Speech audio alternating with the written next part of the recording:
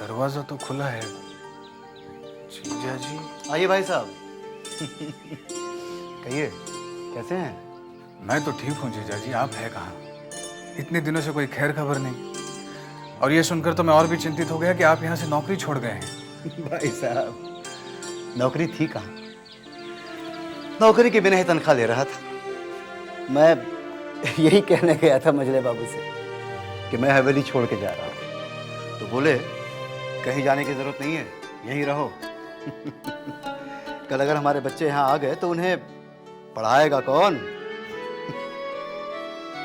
हवेली के इन बच्चों को अपनी अय्याशियों से फुर्सत मिले तब पढ़ेंगे ना। जीजा जी, सुना है आज प्रलय की रात है, सब खत्म हो जाएगा। भाई साहब, आप इन बातों पे विश्वास करते हैं? हाँ? देखिए, ज्ञान के ऊपर भी विज्ञान है। हमारे गुरु परमहंस देव कहते हैं कि जिसने दूध की केवल बात सुनी है वो अज्ञानी है, और जिसने दूध को देखा है वो ज्ञानी है, और जो दूध पीकर तंदुरुस्त हो गया है वो विज्ञानी है। कुछ नहीं होने वाला। वो हाँ, आपकी एक चिट्ठी आई है भाई साहब, देख लेना। मैं चलता हूँ। और हाँ, वापस आने का कोई भरोसा नहीं, प्रलय की रात है ना।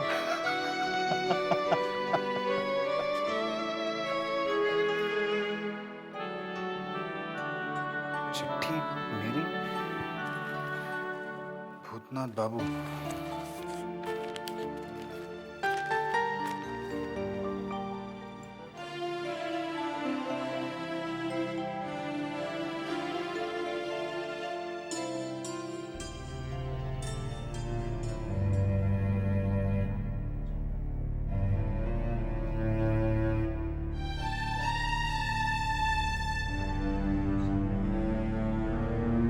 ज्ञान मंतम सुविनय बाबू।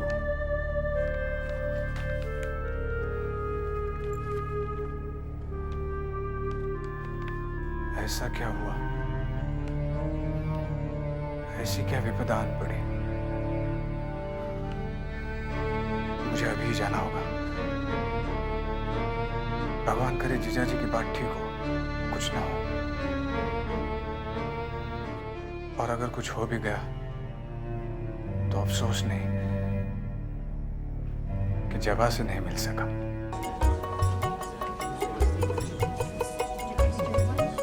भाई साहब। अरे निवारन, कैसे हो?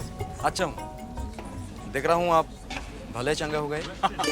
अभी तबीयत ठीक है और जख्म भी भर गया है। हमारे संग में रोज गीता पाठ होते हैं, कभी आइए ना। आऊंगा, जरूर आऊंगा। अच्छा हाँ, आप लोगों की अनुशीलन समिति शुरू हो गई? हो गई। आप गांव-गांव में शाखाएं खुलेंगी, व्यायाम गीता सब बताया जाएगा। आप आएंगे तो आपको सब बताऊंगा। आऊंगा, किसी दिन जरूर आऊंगा। अच्छा चलता हूँ, जाना है। नमस्ते। नमस्ते।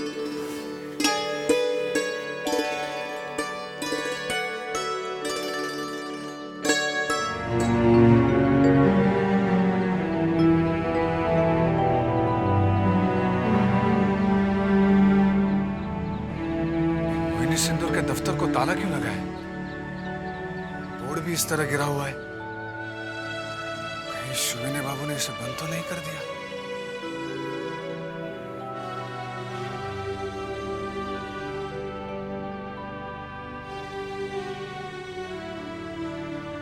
अरे भूतनाथ बाबू, आप? पाठक जी, मोहिनी सिंदूर का दफ्तर क्या बंद हो गया है? जी हाँ, वो तो कई दिन हुए। जाइए, सुविनय बाबू ऊपर है।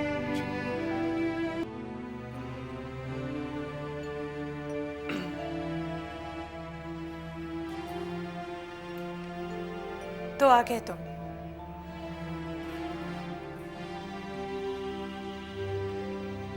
पिताजी की चिट्ठी मिली तो ही आए ना? हाँ, वो शायद चिट्ठी नहीं मिलती तो आते भी नहीं।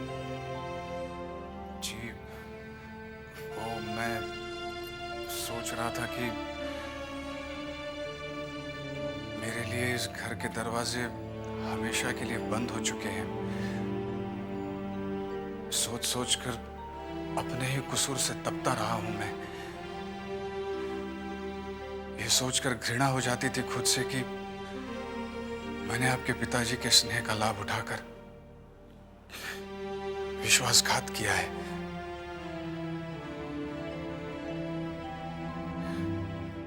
लेकिन एक चिट्ठी ने मेरे आने के सारे रास्ते खोल दिए।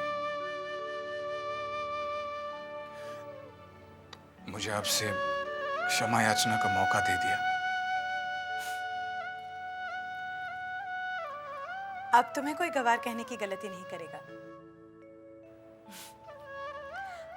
बस अपना नाम बदल डालो।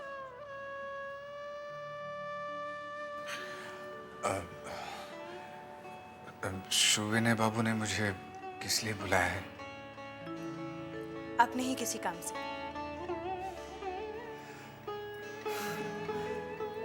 मैं भी किसी के काम का आदमी हो सकता हूं।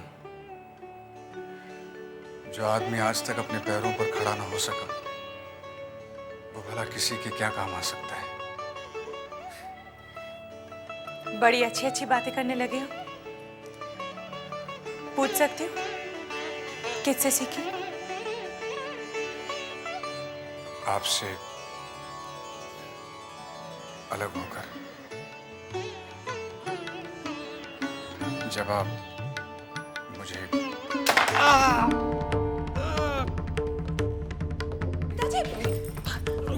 भूतनाथ जल्दी आओ। बेटा तू घबरा मत, मैं बिल्कुल ठीक हूँ।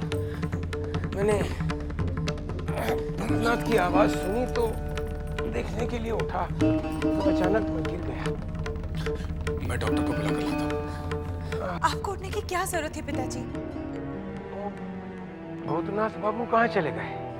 डॉक्टर बाबू को बुलाने गए।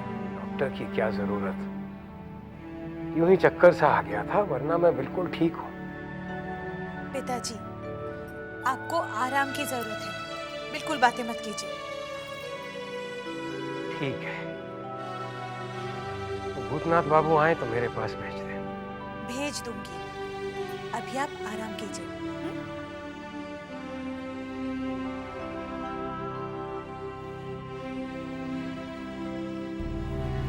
जबा, डॉक्टर मिला ही नहीं। जिसे देखो वो प्रलय के डर से डरा हुआ है और पूजा पाठ में लगा है। रहने दीजिए, पिताजी की तबीयत अभी ठीक है। जबा, क्या वाकई प्रलय आएगी? क्या आप भी इन सब बातों पर विश्वास करते हैं? लोगों का विश्वास देखकर मेरा मन भी डोलने लगा है। मुझे यकीन है ऐसा कुछ नहीं होगा।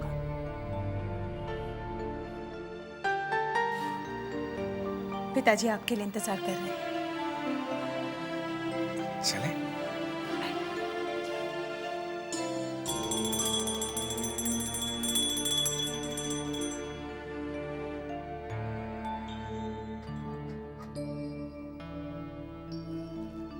हे भगवान, आज प्रलय की रात है।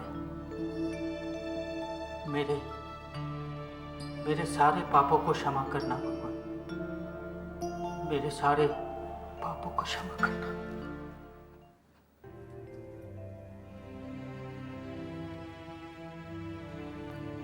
पिताजी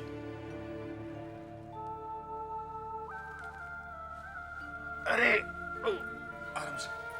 भूतनाथ बाबू तुम आ गए। आपने चिट्ठी इस तरह से लिखी कि मैं चिंतित हो उठा था।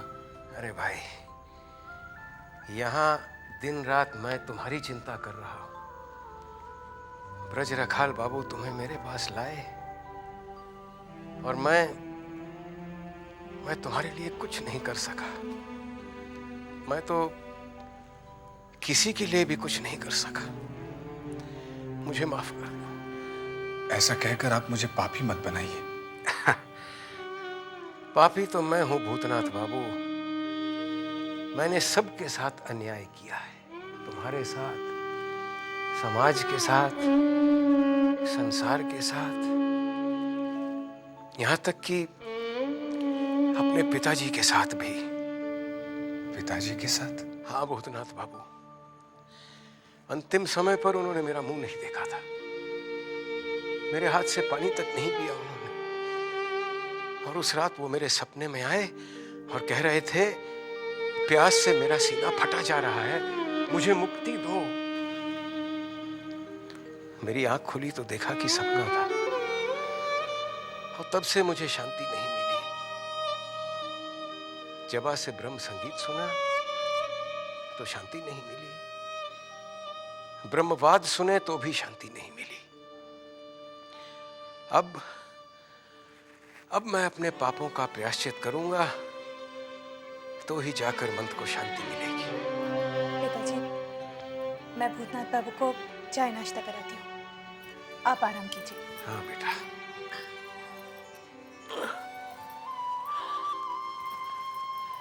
आइए। जी मैं आता हूँ। अच्छा,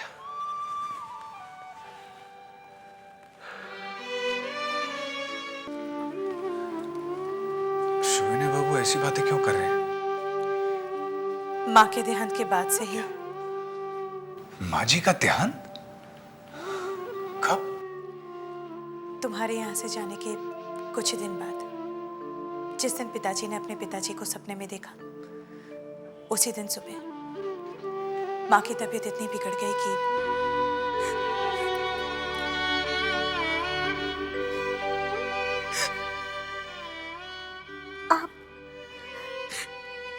आप रो रहे हैं?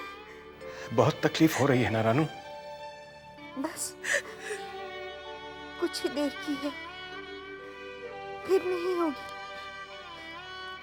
मैं और नहीं जीऊंगी ना। रानू, तुम अच्छी हो जाओगी। मेरे पास समय नहीं है। मेरी एक बात मानोगे? हाँ, कहो।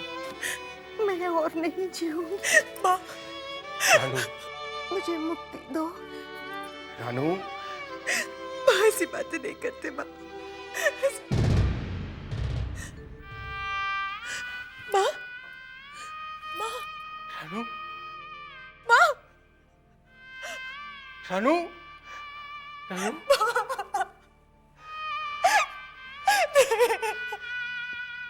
रानू,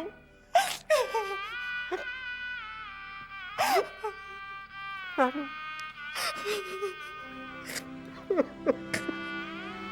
उस दिन के बाद पिताजी ने मोहिनी सिंदूर का बोर्ड उतार फेंका और सबको चिट्ठी लिख डाली। आप तो रोक सकती थी, आपका भविष्य। तुम भविष्य की बात कर रहे हैं, मेरा तो वर्तमानी धुंधला नजर आ रहा है।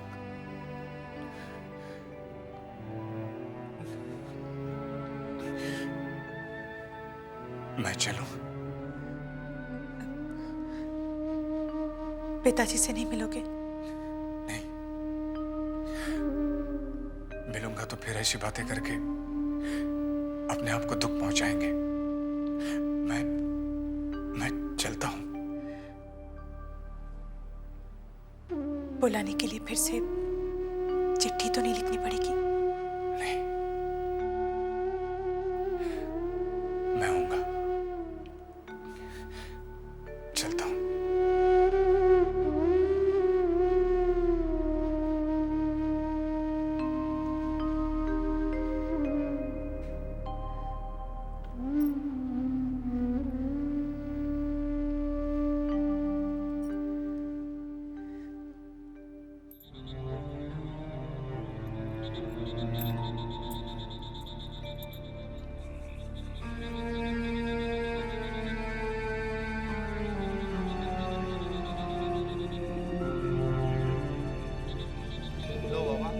ये मेरे जीवन भर की कमाई है जो मैं तुमको देने आया हूँ। पहले ध्यान में नहीं आया? जब सब कुछ खत्म होने को है तो तुम मुझे दान देने आया है। ले जा इसे। जब जीवन ही नहीं रहेगा तो इसे लेकर क्या करूंगा? ले जा, जा। ठीक 12 बजे प्रलय होगा, सब कुछ खत्म हो जाएगा। जा, ले जा, जा जा, यहाँ से भाग जा, भाग भाग भाग यहाँ से। आज मैं अपने गांव में होता तो कितना अच्छा होता। मेरे सारे पुरखों की मौत उसी गांव में हुई है, मेरी भी हो जाती। लोचन भैया, ये जो मधुसूदन है ना, ये बहुत बड़ा नमक हराम निकला। अरे जब हमारी पूरी जिंदगी हवेली में बीती है तो हम तो यही मरेंगे और का। बिल्कुल ठीक, तुमने एकदम सही बात कही है बंसी भैया। कैसे हैं आप लोग? आइए मोती बाबू आइए। भाई मैं तो घर पर कह ही आया हूँ, सब लोग एक ही कमरे में सोएं। मगर प्रलय की रात नींद किसे आती है? मैंने भी घर वालों से कह दिया भाई, तुमसे ज्यादा समय मैंने हवेली में बिताया है, तो फिर वहीं जाकर मारेंगे क्यों नहीं? अरे भाई पहले रूपलाल ठाकुर को तो आने दीजिए। प्रलय जब आनी है तो हम सब दोस्त जुदा क्यों रहे, साथ साथ क्यों न मरे? मझले बाबू, रूपलाल अपने दोस्तों के बिना कैसे मर सकता है? जब साथ जिए हैं तो साथ ही मरेंगे। आज की शाम मजले बाबू ने कुछ खास इंतजाम किए हैं। अरे भाई क्यों न करें, हमारा मानना है कि कोई भी इच्छा जो है वो अधूरी नहीं रहनी चाहिए, है? इसलिए हमने शरबत, शराब और भांग के साथ मुजरे के लिए खास तौर से मुन्नी बाई को बुलाया। ऐसे में तो मरने का भी कोई गम नहीं होगा मजले बाबू। क्या बात है, क्या बात। अब बातों ही बातों में समय नष्ट मत कीजिए, चलिए हम अपनी जिंदगी के आखिरी लम्हे को पूरी तरह जी लें।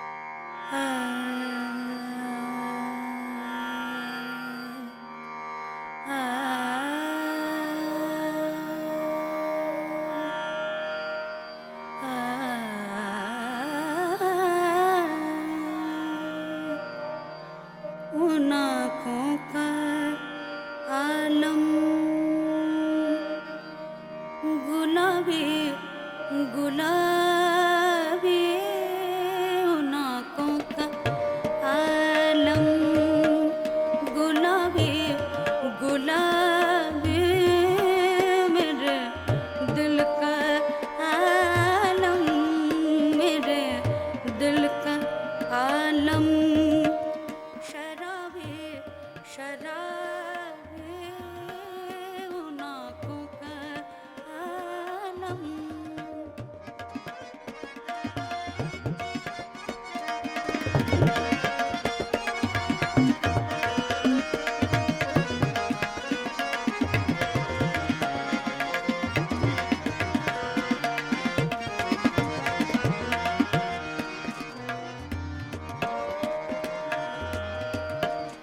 निगाहों ने देखी मोहब्बत ने मानी है, निगाहों ने देखी मोहब्बत ने मानी, तेरी लाजवाबी तेरी बेमिसाली, तेरी बेमिसाली तेरी लाजवाबी। जानते हैं, आज प्रलय की रात है,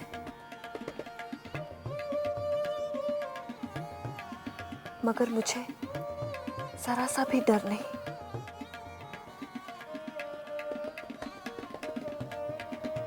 खुशी हो रही है कि जिंदगी में आपके साथ में रहा तो क्या, अंतिम समय में आपके साथ मर तो सकूंगी। अपनी नजरों